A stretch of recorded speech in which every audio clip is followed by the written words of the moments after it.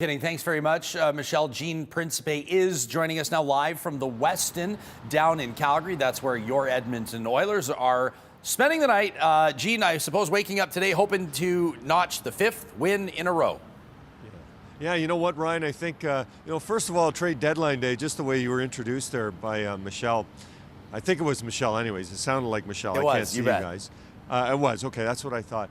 It just makes me wonder what it would be like to go to work. The Oilers are here at the Westin Hotel preparing for tonight's game, as you mentioned, getting set to potentially win 5 in a row and thinking that someone might call you during the course of your day and say, oh, by the way, Ryan, we've traded you to pick a spot, and now you're going to be doing what you do in another city. It's one of the kind of strangest days for all the times we spend talking about, the amount of money that athletes make in any sport. It is unique to be able to wake up one day and have somebody else call you and say, hey, we appreciate what you've done, or maybe we don't appreciate what you've done. We found someone who will take you off our hands, and we feel like we can get something better for you. So kind of strange, but tonight they'll take on the Calgary Flames.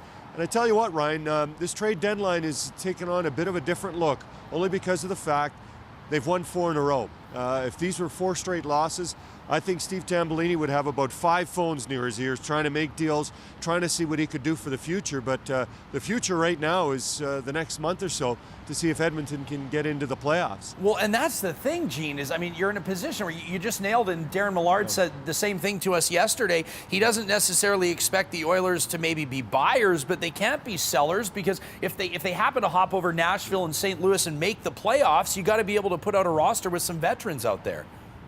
Well, you know what, Ryan? Here's what I think. A lot of people in Edmonton have seen the Oilers build for the future. Well, the future has been, in some ways, the last couple of weeks, and what we've seen individually from players like Taylor Hall and Jordan Eberle and that line, the kid line. We saw Justin Schultz and what he was able to do by garnering his first three-point night a couple of nights ago. We've seen what Devan Dubnyk's been able to do. So now the future's kind of been thrown in our face. In a good way, because everybody's been waiting for this. So, in my estimation, you don't want to get rid of, and we've heard the names of, Ales Hemsky and Ryan Whitney are 2 of the more popular ones that have been bandied about. If these 2 guys can help you get into the playoffs, and you haven't been in the playoffs since 2006, I think you have to worry about everything up until April 27th when the Oilers wrap up the regular season against Vancouver. I know players who are unrestricted free agents like, Ryan Whitney and Ryan Jones and Nikolai Habibulin.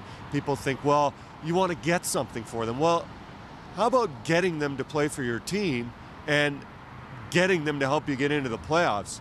I think that's first and foremost what Steve Tambellini and the Edmonton Oilers have on their minds. Yes, you have to spend some time thinking about when they walk away, will you feel like, geez, we could have or should have done this? I think if you get into the playoffs, you won't worry too much about what you did or didn't do on trade deadline day. Yeah, no kidding, Gene, to say the least. I've just got about 30 seconds left, but if you were to look for a win against Calgary at the beginning of the season and somebody told you wouldn't have to face Iginla or Bouwmeester or potentially even Kiprasov, it would sound like a pretty good plate set out in front of you.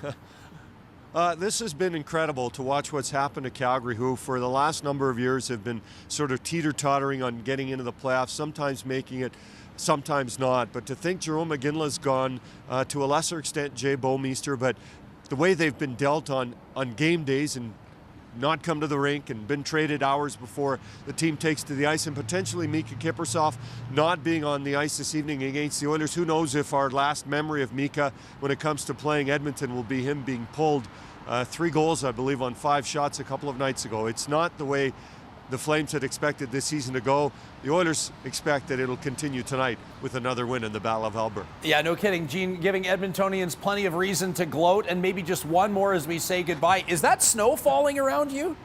You know what? It is a little bit. It was falling a little bit heavier a short while ago. I think after I'm done here, I'm going to head into the Westin Hotel and just kind of get in, nice cozy spot in the lobby, and then do a lot of this, looking around, see if I can find Alex Hemsky, Ryan Whitney, or any of the Edmonton Oilers as we work our way through a very busy potential April 3rd. No kidding. It's going to be a long day for you, Gene. We really appreciate you joining us. Of course, we'll be tuned in to Sportsnet, sportsnet.ca through the day. You are our man on the ground. Thanks very much, Gene.